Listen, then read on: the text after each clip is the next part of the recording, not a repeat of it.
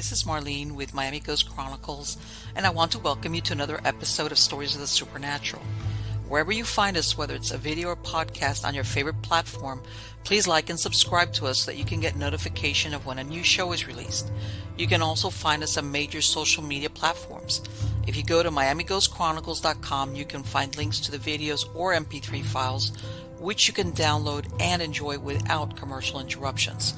If you're into classic horror, ghost, and adventure stories, I narrate Nightshade Diary, and you can find links at nightshadediary.com. If scary stories are your bag, and listening to encounters with cryptids, ghosts, dogmen, and other weird creatures sends a shiver up your spine, then go to supernaturalstorytime.com for links to our weekly podcasts. Noteworthy news about the paranormal world, true crime, conspiracy stories, and anything that is just plain weird can be found at eerie.news or visit the Stranger Than Fiction Stories tab at miamighostchronicles.com. Please subscribe to my newsletter on Substack. Just go to mppellicer.com for a link. I want to thank you for being part of my audience, and I think you are all wonderful. Hi, how's everybody doing? Good? Everything's doing well? As a matter of fact, I was commenting to the guest, which I will bring on in just a second, that even though technically it's spring over here in northern Florida, we're getting summer temps, 80s, 90s. And as a matter of fact, I was commenting with somebody like, I wonder what kind of summer, if it's going to be a really hot summer. But anyway, c'est la vie, mon ami.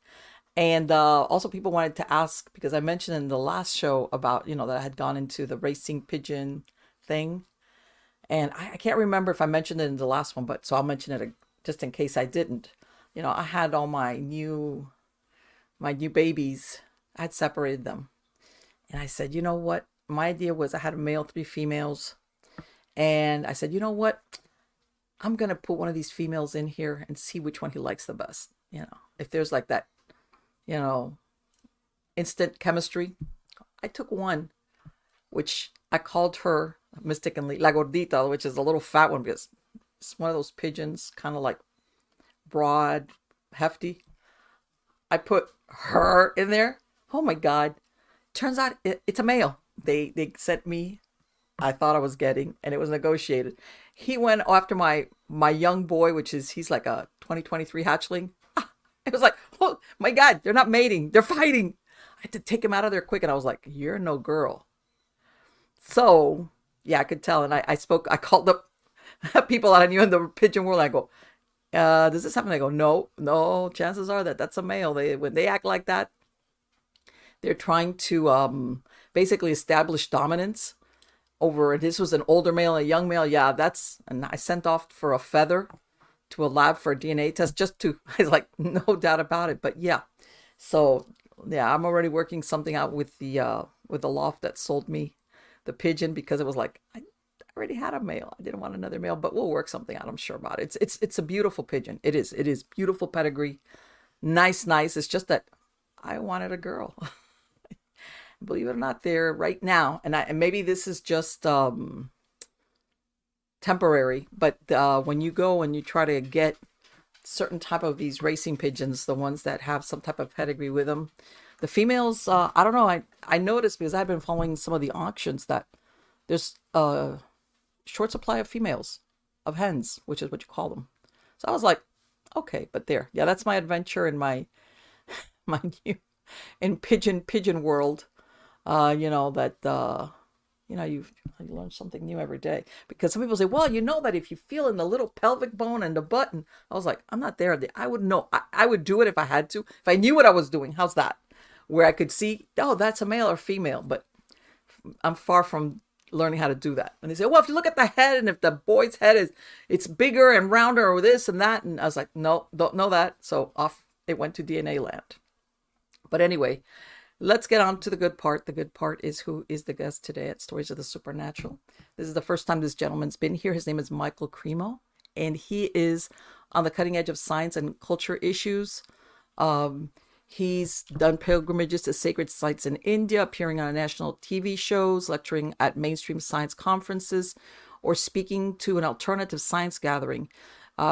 He crosses disciplinary and cultural boundaries and he presents to various audiences a compelling case for negotiating a new consensus on the nature of reality.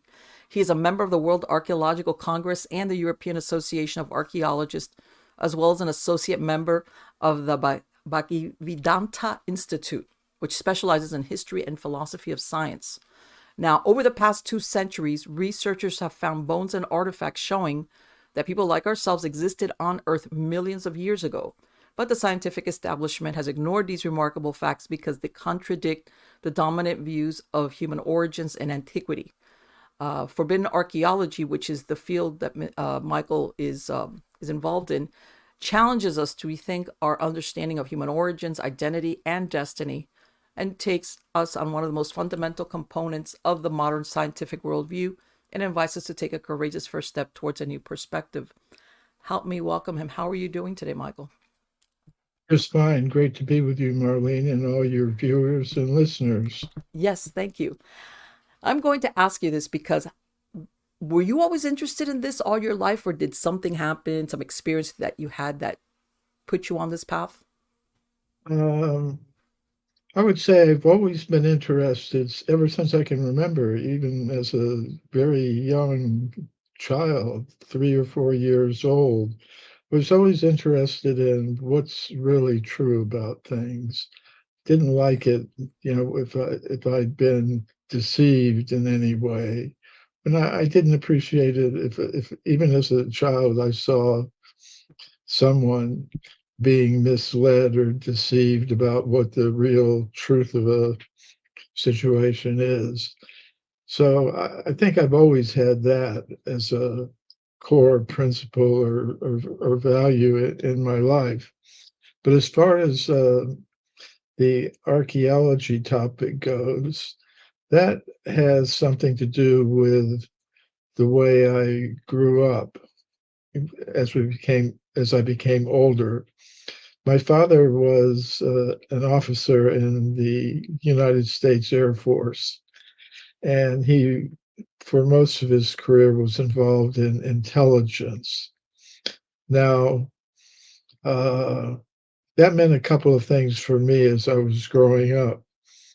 First, it meant our family was living in a lot of different places in the United States and abroad. For example, when I was high school age, I was in Germany.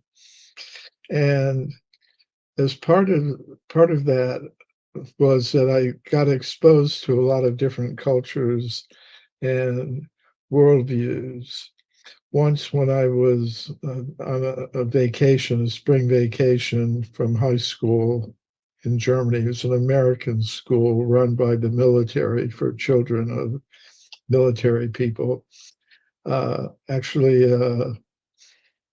Priscilla Bulow, who married Really? Elvis Presley, she was in our school, in Interesting. that high school in Wiesbaden. But on a vacation, I went to Stockholm, Sweden, and I was staying in a youth hostel, and I met some European kids, teenagers, who had gone to India and come back overland. You could do it in those days.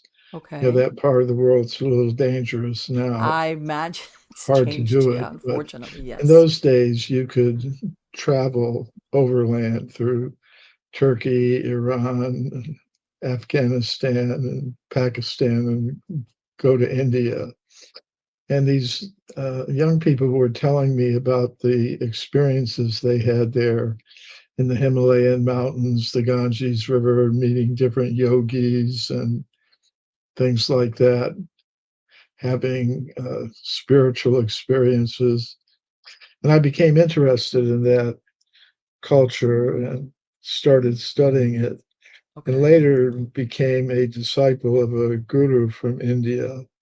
Did you do the So overland trek in there, or how did? I I did attempt to go overland Mm-hmm. uh, a couple of times. I didn't get all the way to India, and I think that was a good thing because I think I had to prepare myself Okay. spiritually before I would go there, because a lot of these sacred places, if you're not in the right mentality, you can have a disturbing experience or create disturbing effects unless Okay. you're tuned in to the spiritual vibration of the place. You can cause some cognitive dissonance, All you could right. say.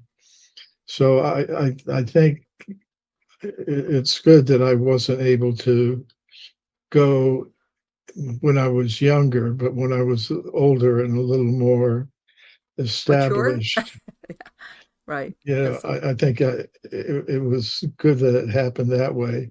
okay. But the point is that in the writings of the spiritual tradition of India, there are accounts of human populations existing on the earth millions and millions of years ago.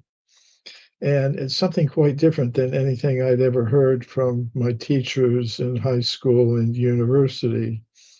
They're of the Sure, I bet. opinion that humans like us came into existence fairly recently, within the past 200 or 300,000 years. They now say so. Uh, that evidence, there's the evidence for extreme human antiquity that's given in the Vedic literature of ancient India. As I said, it's different than what modern science now tells us. Okay. But I wondered, maybe there's some factual basis for it, because this idea that humans like us have been around since the beginning is not just there in the spiritual traditions from ancient India, it's in many of the world's great spiritual traditions. So I began to think, are these accounts just mythological, or Okay. is there perhaps some factual basis for it? So that's what got me looking into the history of archaeology. In the current textbooks, you don't find any evidence for humans and human civilizations existing many No, millions of years ago. absolutely not. No. But I decided, and this may have something to do with it being brought up uh, with a father in the intelligence service and meeting other people involved in that field of in that profession, in that field. I learned very early on that there is such a thing as hidden knowledge, that there are things going on in the world that many people are just not aware of. So that made me think, okay, if I look in the current textbooks of archaeology, I see only the evidence that supports the current dominant theories. Right. And I thought, well, let me look beyond the textbooks. Let me look in the original scientific reports. And when I Right, of did where that, of when the original discovery was made? You mean as far as yeah, because okay. there are two kinds of literature in the scientific field. You could say primary and secondary. Primary is the original reports by archaeologists, geologists, other scientists who dig into the earth. And that's the primary literature. Right, and unfortunately a lot of Secondary, people don't do that. They don't never ever go back to those original reports. They go by what's been given out as, oh, when they went there, this is what they found, and nobody does what you're describing that you did. yeah. So I was surprised when I started looking into the original reports. There were many reports of scientists finding human bones, human artifacts, human footprints, going much further back in time than the current theories allow. So you could say it was my encounter with this information from the spiritual tradition of ancient India that got me looking into this topic that I call forbidden archaeology. It's also the title of my book Yes. that I'm best known for. The When you started going in and examining this, Michael, and like you said, you looked at what the original reports of whoever it was that did maybe in an archaeological dig versus what maybe you had to learn in school. Did you ever think, okay, why aren't they saying the truth? Why aren't they going ahead and reproducing the information that the person that came on, or maybe the consensus back then, or maybe if it was there ever a reason that you came up with is why they would either what's the word I'm looking for, massage the truth or omit it? Uh, yes, and think it has to do with some decisions that were made in the world of science All going right. back about 500 years or so. Okay. If we go back to science in Europe, 400 or 500 years ago, we see that scientists were studying things that are now considered completely out of bounds, different Mm-hmm. paranormal phenomena, vital energies, uh, higher dimensional beings, Yeah, uh, alchemy. There was. alchemy, all of the astrology, all of Mm-hmm. these topics that are now considered out of bounds. They were Mm-hmm. studied, but the scientists who were more influential at that time, they proposed, okay, let's get away from the strange stuff. I'm just using a modern term for it, Yes. Mm-hmm. but and let's just focus on ordinary matter, the chemical elements, and get away from the mystical and the paranormal and all of that. Right. And that so they did that. And by that focus on matter and leaving aside spiritual energies, consciousness, spirits, mind, and all of that, let's just focus on matter, how it operates. And it was very successful in the sense that by focusing on ordinary matter, they got a lot of understanding of how it operates and how to manipulate it. And because of that, they were able to develop technologies. They were able to develop things that governments liked, like better weapons Mm-hmm. of war, Sure. better battleships, better guns, better weapons of all kinds. So the governments liked that and they invested money in it. Exactly. And the scientists were able to come up with pharmaceuticals Right. I'm that, sure that they funded these universities or whoever they were working through. Because basically, that's one of the things for development of whether it's like you said, drugs or anything. It's money to do the experiments to develop it.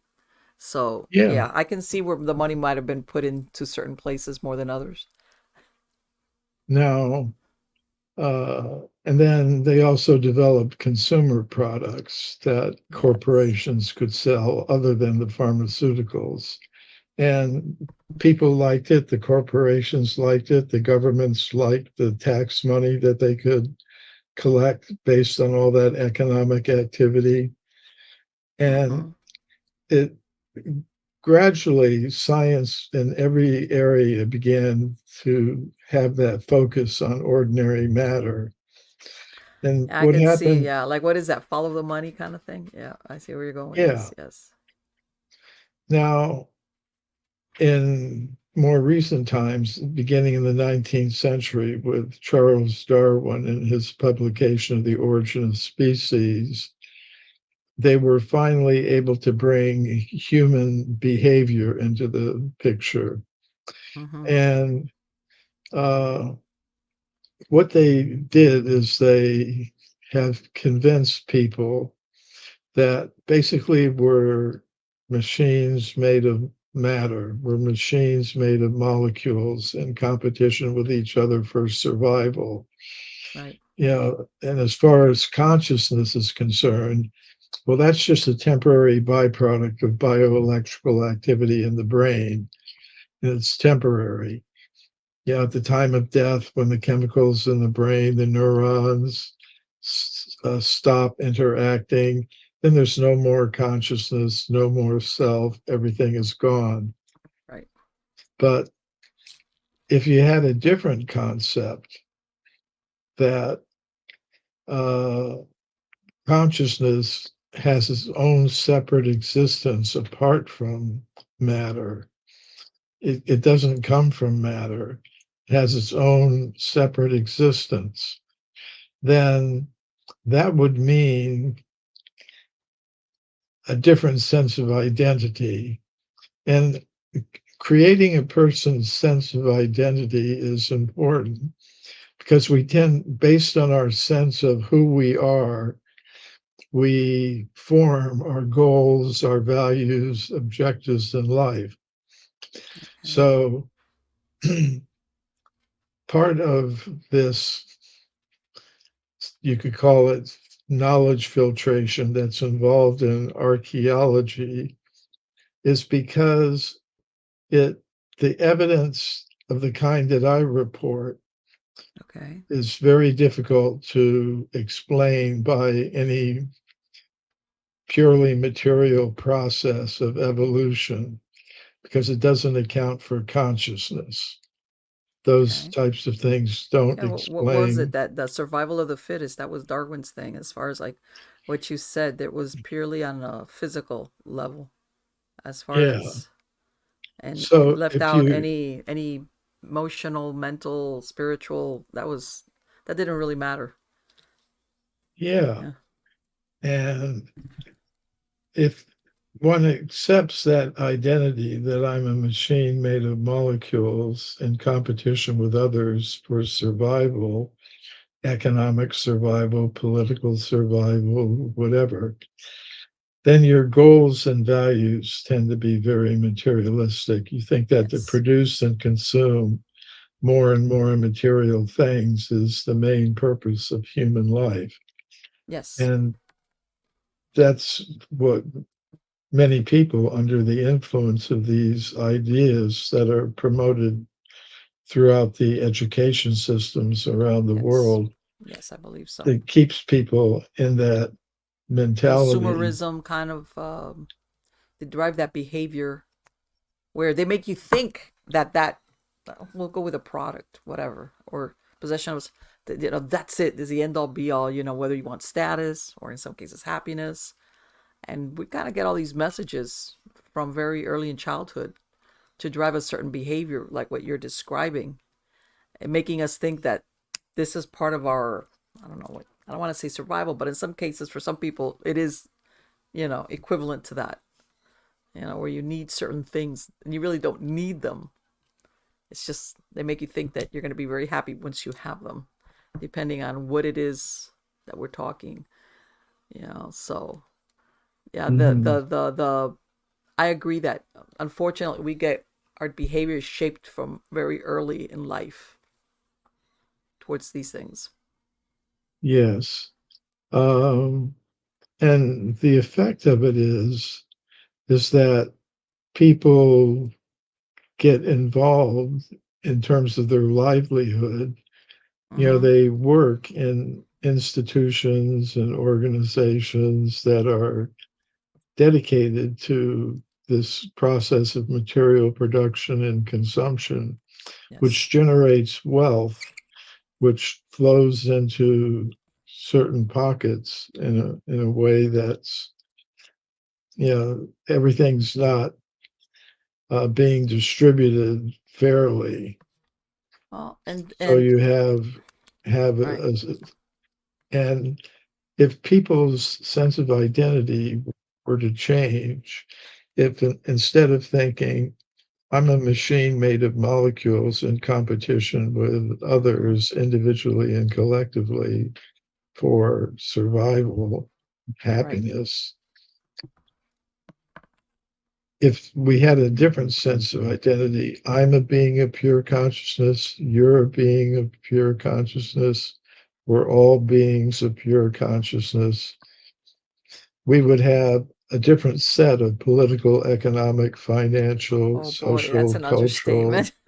Boy. and Yeah, but wouldn't you that know, be? because you'd be thinking, okay, we can satisfy our material needs in the most simple, natural, fair, and efficient Mm-hmm. way Yeah, possible, while putting most of our human energy into developing our consciousness, sure.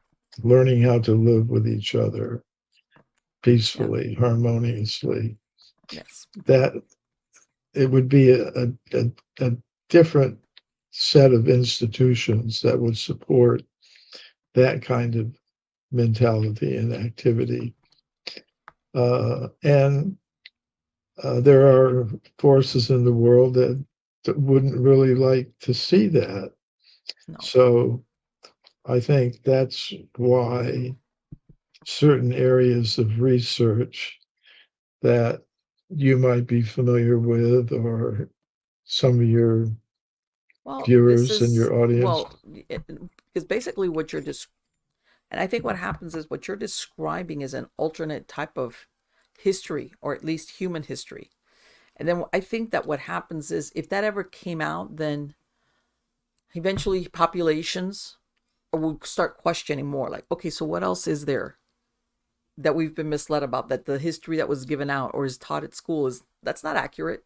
Or what is our past? Then we go, yeah. In other words, it opens the door to questions that maybe nobody, in other words, and I'm going to blame also academia for this, where they want this certain truth, even if maybe at some point whoever decided, it was like their egos were involved in it, and they could never say, no, we were wrong about what, some theory we posited. It turns out that we're wrong. They don't. Plus, like you said, if, how's this? If you're getting money from, let's say, a government or anywhere to follow a certain, you're getting funded. How's that? Eventually, this is what's developed. And if, you ever came up or discovered or whatever, something different, they'd be like, don't, no, you're not going to go there. Get rid of that evidence or whatever it is that you found, or what. We're gonna act like it doesn't exist. But why? I guess in some cases because it's not really the truth that they're after, at least not all the time. How's that?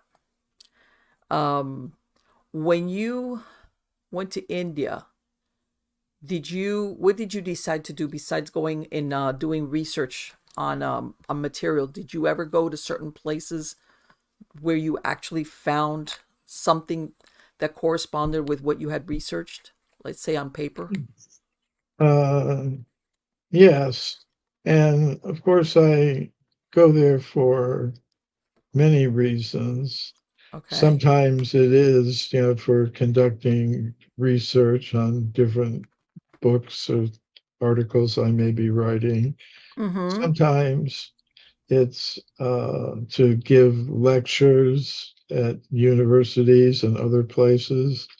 And Okay. then sometimes, and this is the main thing for me, it's to get in touch with the spiritual energies that are connected with different sacred places. Okay. I'm initiated into a specific spiritual path. It's called the path of Bhakti yoga. Bhakti means devotion, love and devotion. Okay. So there's a system of yoga that's based on that. And there are different sacred places connected with that because ultimately we're beings of pure consciousness, and we all have a common source. There's a source of all conscious, intelligent, personal beings. And that source is also personal, conscious, and individual. But, and there are different names that can be applied. A common one is Krishna. Okay. So discovering one's eternal, loving relationship with the source of all conscious beings, which enables one to properly love and harmoniously coexist and cooperate with all other beings of pure consciousness. Did There you are ever different go to a states. certain site, Michael, where when you went, I don't know whether you expected or not, that you were, like you said, you went to some sacred site, Yes. that you were surprised or something unexpected happened there, even though maybe you might have known it or anticipated it? Yeah. Did you? It's like, um, for example, there's different sacred sites that are connected with avatars. Mm-hmm. Avatar means a being that descends from a higher level of the cosmos to this world to give conscious selves a taste of the experience of that higher world. So, one such place is Mayapur Mm-hmm. in West Bengal in India. It's about 90 miles north of Calcutta. It's on the Okay. Ganges River. And 500 years ago, an avatar appeared there named Chaitanya Mahaprabhu, Chaitanya for short. Okay. And at this, he recommended that people meditate and chant mantras. Mantras are specific patterns of sound that if you utter them and concentrate the mind on them, have the power to give you that higher experience. So I went there once and I was in a temple and I was participating in that um, chanting of this mantra, the Hare Krishna mantra. And it was like being swept up in a whirlpool of ecstatic emotions and feelings where you're just completely detached from the world of matter and totally absorbed in ananda, a higher type of pleasure that comes when the soul is in contact with these spiritual energies. So that's the value of going to these sacred places. It's not just like going on a tour to Paris Right. or Yes, like the London. tourist version. It's not like a tourist experience. Exactly. Did you ever It's live in India, or would you just go to visit these sacred places? um, I haven't lived in India longer than 2 or 3 months at a Okay. time. All right. I'm, in my home is here in the West, Right. in Los Angeles now, but Okay. uh, it's interesting that one can create one's own spiritual atmosphere so that the place where one is can become a sacred space also. Yeah. Exactly. If you're attuned to the correct spiritual vibration, you're Why would it matter where absorbed you in that. are? You should be Yeah, able it to doesn't fit. matter where you It's not are. like I have to go to a certain place. No, wherever you are, you should be able to connect to that source. You shouldn't have to go like up the mountain, yeah. Or like, no, go to this one. No, there's always, if it's there wherever you are, you should be able to access it. Um, Yes. the Did you ever go to any other Let me ask you, do you think that in some of these sacred places there's what I'm going to use the word that's commonly used, which is like a portal, which is something where there's either a passageway between dimensions, or there's something there that I don't know what's the word I'm looking for, that beyond the spiritual aspects, that there's some actually a physical doorway between this dimension and maybe another? Yes, absolutely.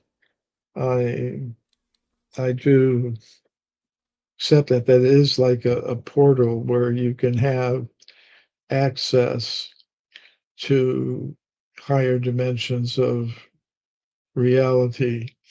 You know, that was basically the kind of experience I was recounting to you. But Okay. I've been to other sacred places as well. I mean, Okay. when I was younger, back in 1960s, late 1960s, I was traveling around Europe, Okay. and I went to spend some of the part of the winter in Israel. Mm-hmm. Of course, I'm Roman Catholic by birth, but you Mm-hmm. know, I went there and worked on a kibbutz. I was gonna say you went to kibbutz. Okay. Yeah, and when Christmas came, the people at the kibbutz said, "Well, maybe you'd like to go to Jerusalem and Bethlehem, you know, Mm-hmm. for Christmas." I said, "Yeah." So they gave us a couple of days off. Basically, I had been picking oranges, Okay. at that place. Gave us a Okay. couple of days off to. So I went to Bethlehem, and it's a part of the world where there's sometimes conflict.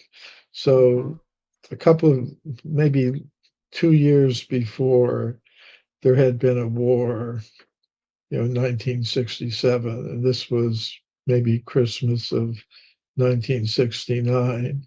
Mm-hmm. So on Christmas Eve in uh, Jerusalem, Bethlehem, uh, there weren't hardly any people there. I mean, normally there would be hundreds of thousands of people in what they call the Okay. manger square, Yes. where they have some churches that are connected with the place where Christ was born. So I went there, and it was a really good experience. There was, as I said, hardly anyone there. Sometimes, Practically believe it, had the that's the place sometimes that is the best way when you place to don't have myself. to. Yeah, yeah, exactly. You have the place to yourself. Yes. And there's the Church of the Nativity, and they have Mm-hmm. a passageway that goes down into the ground, and there's a cave under the ground there where they say was the actual place that Christ was born, which is what Christmas is supposed to be about. Right. But I went there, and there were these Belgian nuns singing Latin Christmas All carols. right. Okay. And although I've kind of moved on to other things, it was Uh-huh. still a sacred place, and I Yes. appreciated it, and I did feel some special energy there, and I felt that this was really an interesting arrangement the higher powers had made, that I was able to be in that place. You always find that every once in a while they'll print where in Jerusalem they'll be doing some type of digging for like a building, and they'll come Mhm. across all these relics, or you know, 'cause you know how in the city it builds on top of what was there before, and they've discovered tunnels, they've discovered a bunch of things when they've been renovating or building things. as far as what's actually there on the land, is what I'm saying, beyond what you see Yeah. at the top. I mean, of course, it has history, but yeah. Yeah, history's all over there. I'm just walking on practically any place you walk there. You look at the ground and you see there's shards of pottery that may be thousands of years old. And, Right. it's don't even have to dig for it. It's Is history there? is right there. But Let me ask you, what do you, since you opened the conversation with as how far back have humans been around? Do you believe that the stories of Atlantis are accurate or have some basis in truth? I do think that the story of Atlantis has some truth. But I think, the presence of humans on this planet, I believe, goes back to the very beginning of the history of life on Earth, Okay. because according to the different wisdom traditions that I'm connected with, the universe, the Earth, everything in it has a purpose. In Okay. other words, we're not accidental creatures existing in an accidental universe, as Right. many scientists today would have us believe. In other words, they would say, we're just an accident of evolution, natural selection, Right. things like, and there's no real purpose to life other than what we make of it. And, just produce, consume material things as long as you can, and then it's all finished. But I think the universe has a purpose, and it's to allow conscious selves to understand their higher nature and achieve it if they want to. But it's a dual purpose universe. If one wants to live in forgetfulness of one's higher nature, then that opportunity is also available. So, you know, but it has a purpose. So you don't, well, from what you're telling me, is that theory of evolution as far as man is concerned, that the primate, and that finally it came down from the trees, and which, by the way, they've never been able to locate the so-called missing link, whatever, that's not accurate, that we from the beginning were, as when I say modern man, as we are right now. Yeah. Okay. Well, one thing to understand, the way I look at things, is that any type of body, whether it's a human body or a plant body, animal body, pigeon body, Yeah. it's it's a vehicle for a conscious self. In other words, the Okay. real self is different than the bodily vehicle that it occupies. Okay. The bodily vehicle is temporary. It's Mm-hmm. made of material elements. It comes into being at a certain point in time.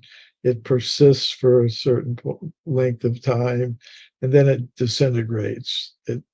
It's gone. Of course, I believe in reincarnation, that the Okay. conscious self or the soul, when a particular bodily vehicle is finished, when it's over, based on the state of one's consciousness, one will get another bodily vehicle. Okay. And there are millions of kinds of bodily vehicles a conscious self could occupy. But all material bodies are vehicles for souls. Do you think then, like, And in reincarnation, that humans only reincarnate in humans, or they can reincarnate in any type of vehicle to use? any type of vehicle, the Okay. human vehicle is considered especially valuable because in the human vehicle, it has the intelligence and the capability of appreciating and understanding the kinds of things that we're talking about Mm-hmm. and acting on them. So that's the special advantage of a human vehicle. Right. And if one uses it properly, one will come to understand what one's identity as a eternal conscious individual uh, being really is. Now, one could make in one human life maybe 5% progress towards reaching that goal.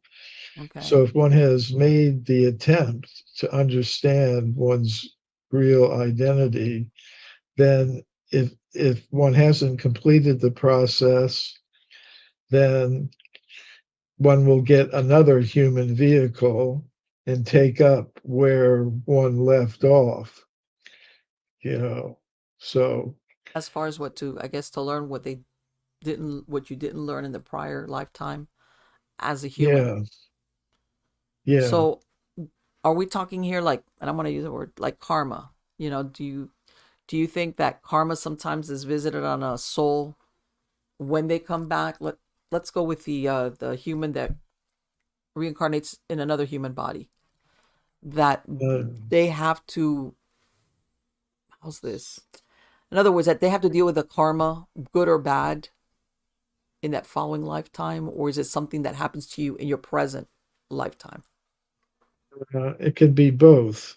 Okay. Uh, the the good or bad karma reactions can be coming from activities that one has performed in a past life, either good or bad, Mm-hmm. or it can be more immediate from uh, things that we do now, and we may get some immediate reaction. Okay. But the goal is to be free of all karma, good or bad, because karma is experienced in a material body, which Yes. is subject to birth, death, old age, and disease. Right. And so the goal of the conscious self is to get out of the cycle of birth and death, of karma, good and bad karma, Do you think and it's to be, possible? I know I'm being, but it's almost, I want to say, I think that living as a human being in this world, I can't, I don't know how you would ever, I don't know, maybe it's because I just don't understand it, or how you would ever be able to lead a life without karma. In other words, where you end up with even, no karma, good or bad, that's it. It's like, that's almost like, I would think, impossible. well, if one restricts oneself to trying to behave in a certain way in material society, I think you're right about that, which is the necessity of understanding that there are various kinds of energies operating in the cosmos. Some of them are spiritual, Mm-hmm. some of them are material. And Okay. the material energies can take you either to a materially good position All right. or a materially bad position, but it's still within the material world. Now, and this gets back to the sacred places and things that we were talking about a little bit earlier. Those portals, like of sacred places, Okay. and the energies that come from the sound of mantras, which are spiritual sound vibrations that come from a higher level of reality.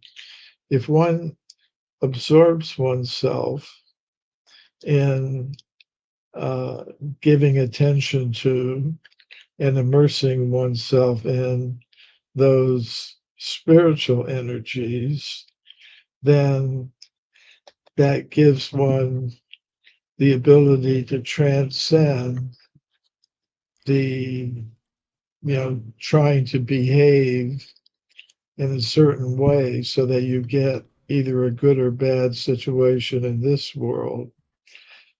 I don't know if I guess what I'm saying is that it almost you almost think, okay, for you to achieve that balance of no karma, good or bad, it's almost like no interaction with anybody.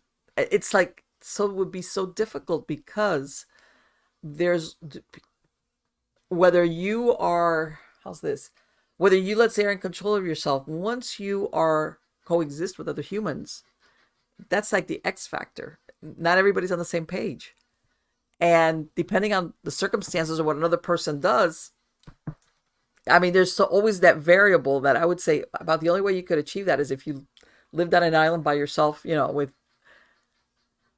that kind of deal, because it's almost like living on Earth, here in this. It's like your hand's gonna be forced one way or another to do something yes. that's produce some type of karmic outcome, good or bad. But there it is. No, that is a problem. Yeah. So, because I definitely appreciate what you're saying, that it would seem that one would have to withdraw from all social dealings. And there are personalities who have done that, Right. gone off into the Himalayas Yeah, the and aesthetics and things like that. Yeah. ascetics like that. That that is one path. Another path, which is more common in the tradition that I follow, is that uh, you don't change your position. You learn how to dovetail or connect your uh, your dealings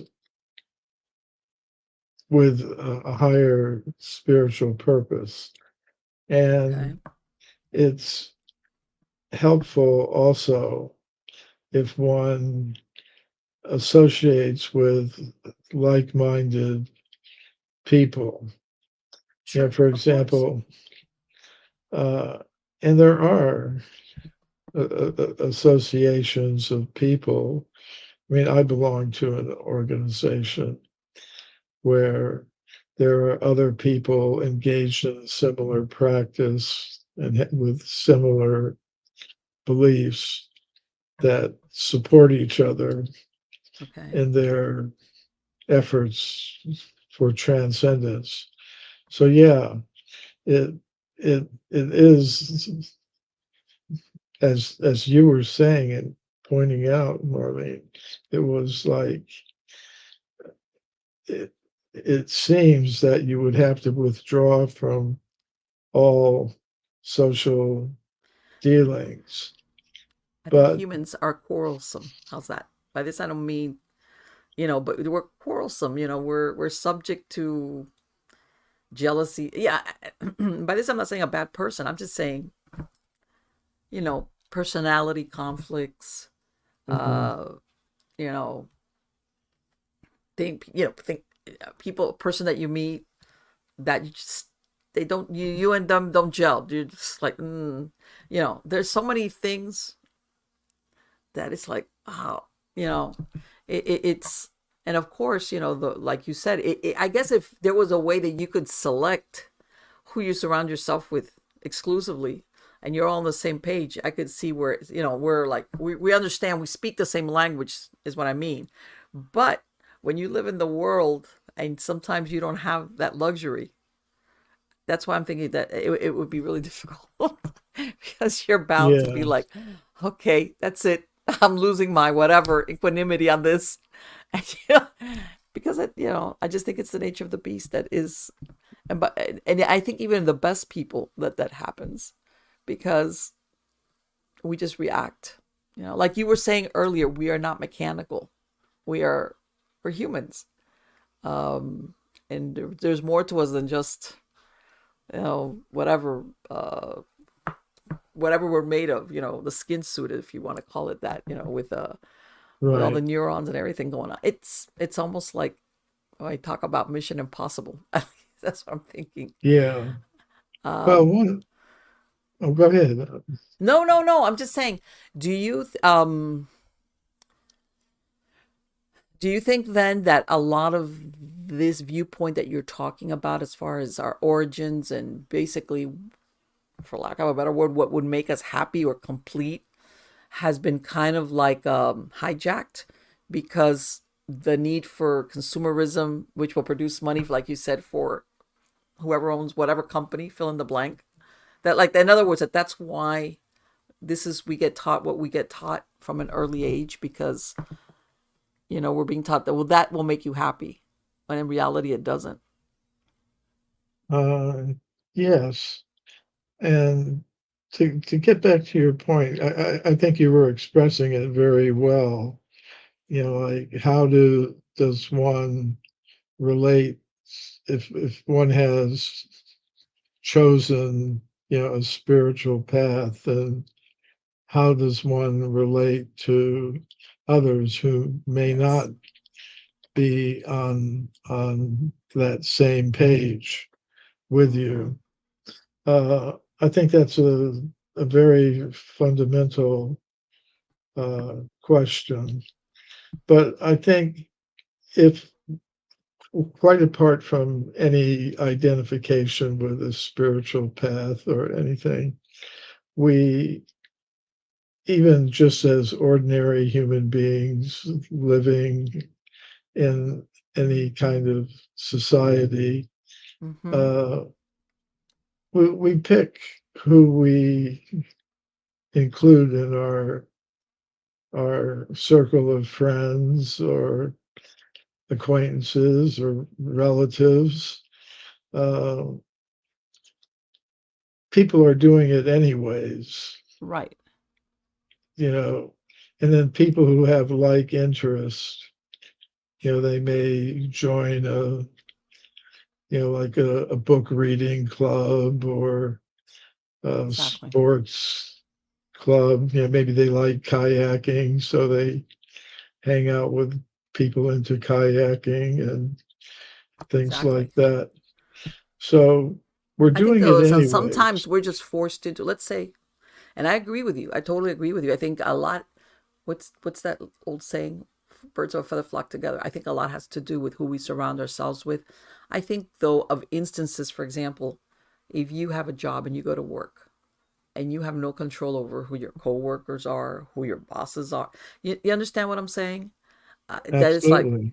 mm, yeah, that, what is it? The best, despite your best intentions. That's why I'm saying that's, I don't know, that it's like, I'm gonna put my karmic foot in this real big, somewhere along the line.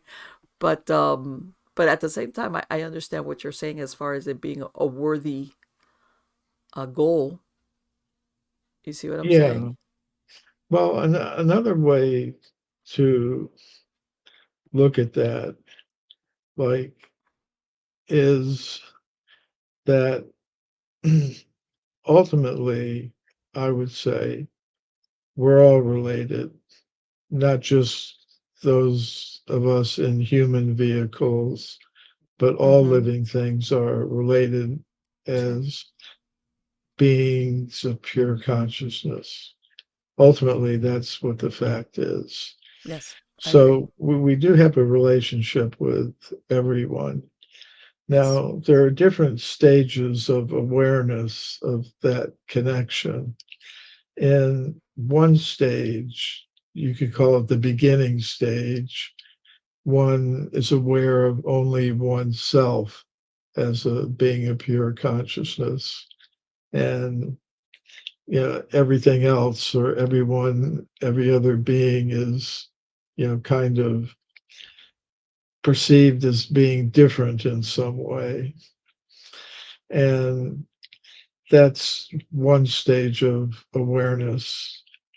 And on another stage of awareness, one appreciates I'm a being of pure consciousness. Others are also beings of pure consciousness, but they're in different positions. Some of them are perceived as being uh, uh, on the same path as oneself. Others are on a different path with different Sure, goals and exactly. objectives, Yes. and but they're benign. They're not threatening in any way. And then Mm-hmm. there are those who are on different paths that appear to be opposed Yeah. or actively resisting or persecuting Yes. uh, Yes, I believe that. Like, yeah, yourself. yeah. So Yes. that's another level of awareness, which Right. is the uh, level that I would say I'm on, where I can Okay. perceive, okay, I'm a being of pure consciousness, I'm on a spiritual path. And then there may be others who are on the same spiritual path as me. I try to Mm-hmm. appreciate them. Right. Then there are others who may be on other spiritual paths, but are not putting out negativity Right. towards others. And then there are those who may be Yeah. not on a spiritual path, but not putting out negativity. And then there are those that either are or aren't, but are acting in a very negative way towards others. Yes. But on the Yes. highest level of awareness, one will perceive everyone else as a being of pure consciousness, and I am the one who's in a improper state. How many years have you been involved in this practice now, Michael? For how long? Oh, since the mid 1970s, about 50 years. Wow. Okay. So, um, well, yeah, and I guess that's one of the, because sometimes when you're young, you come across certain belief systems or certain practices, but then they fall away. You see what I'm saying? As life goes Sure. on, they fall away for different reasons. But in this case, 50 years, I think definitely it's something that for you has brought you, I imagine, answers to maybe the questions that you had, way back then, and as you went along through life, that are meaningful. How's that? That are Yeah. meaningful.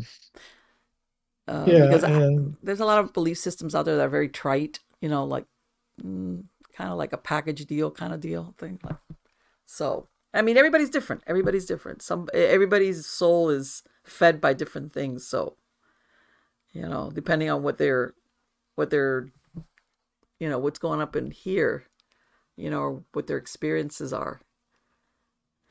Do well, one you? thing, I'm oh, sorry. go Go ahead. ahead. Go, No, no, no, no. you Go ahead. go.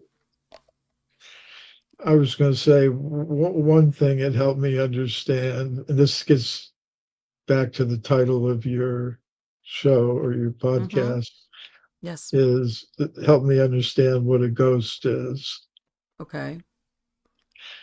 Because according to the Vedic philosophy, a human being is made of three things: a gross physical body, a subtle material mental body, Okay. and the actual conscious self, the soul. So you could understand it in terms of a computer analogy, like the gross physical bodies, like the computer hardware, the subtle mental body, which is also material, but very subtle, very fine, and with some very unusual powers. That is the like the software that allows the user to interact with the hardware.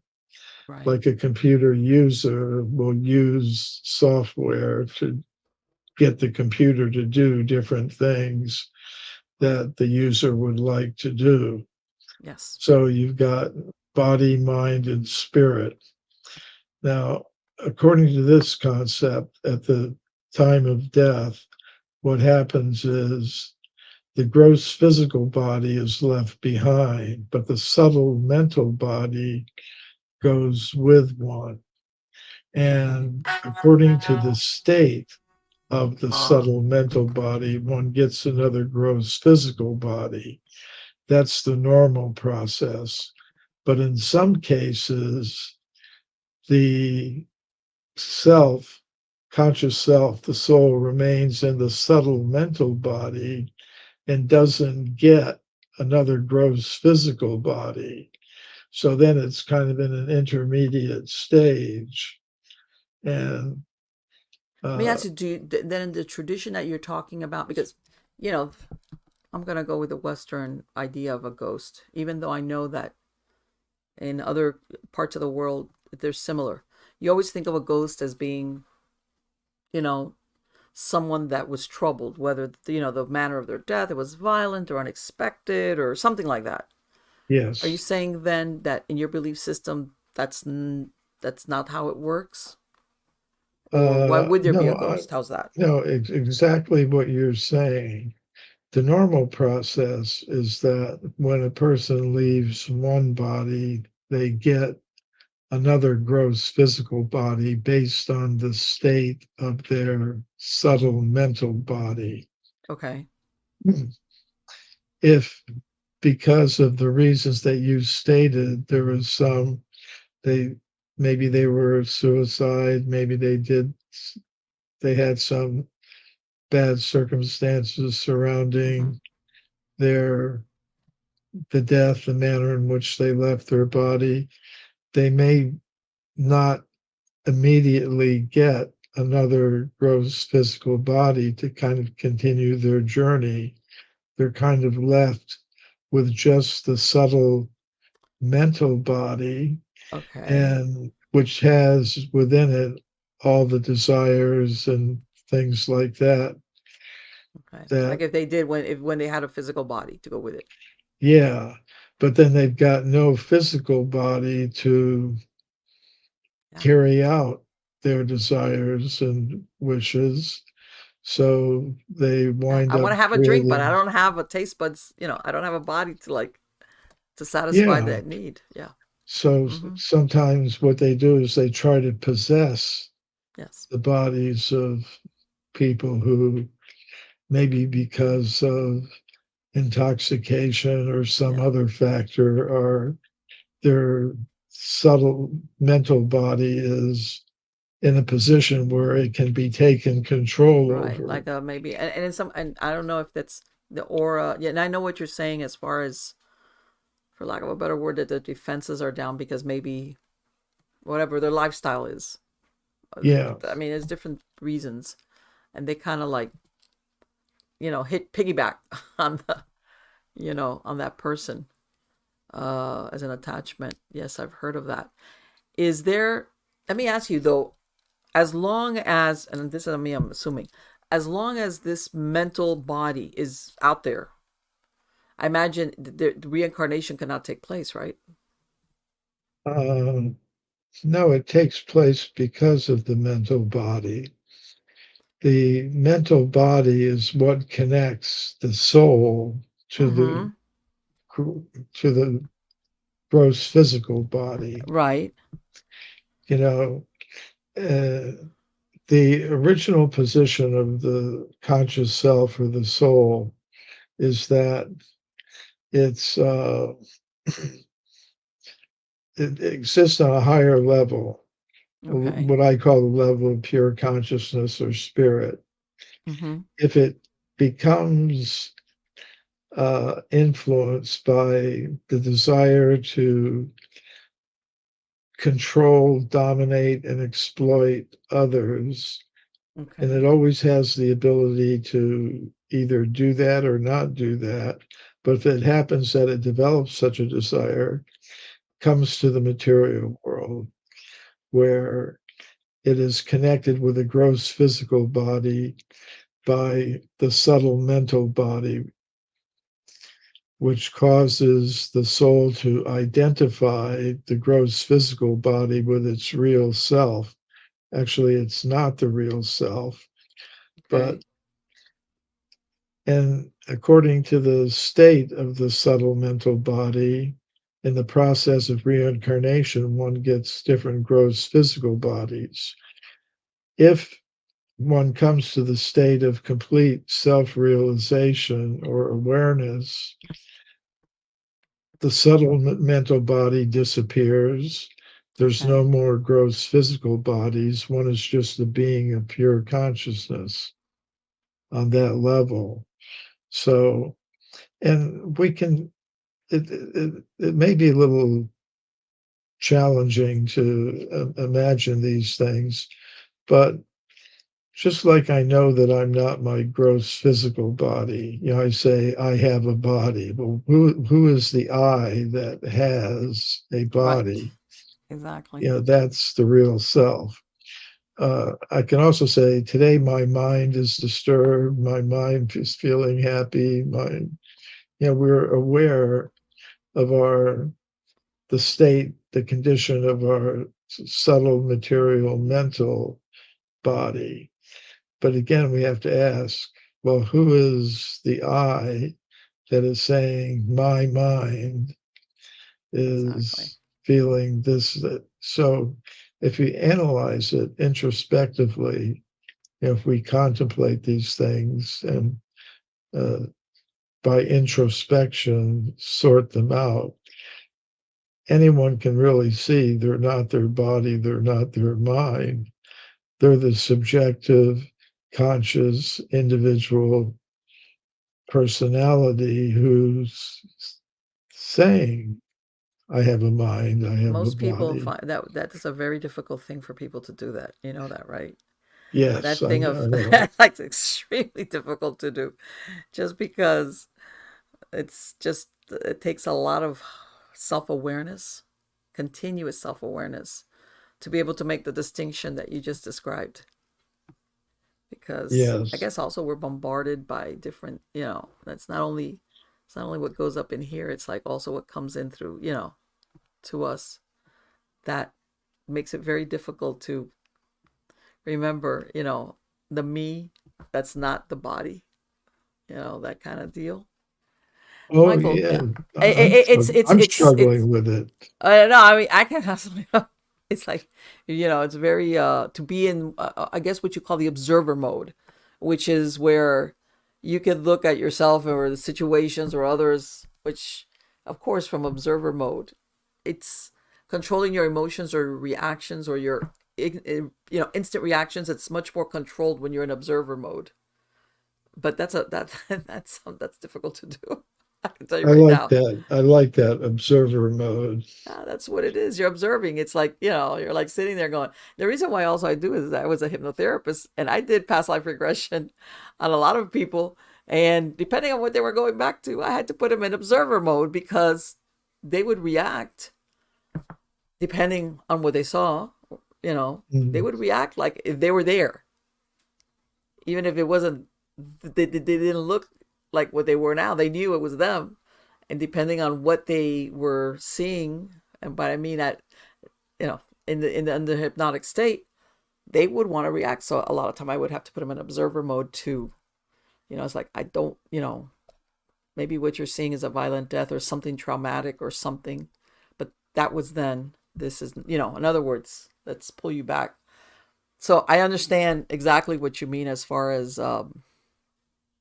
being able to see something almost like, even though even nowadays you go to see a movie and you can get into it. You're all of a sudden you're in the movie, things like that. But yeah, that takes that's I can see where you would have to be somebody that's very disciplined in order to do that.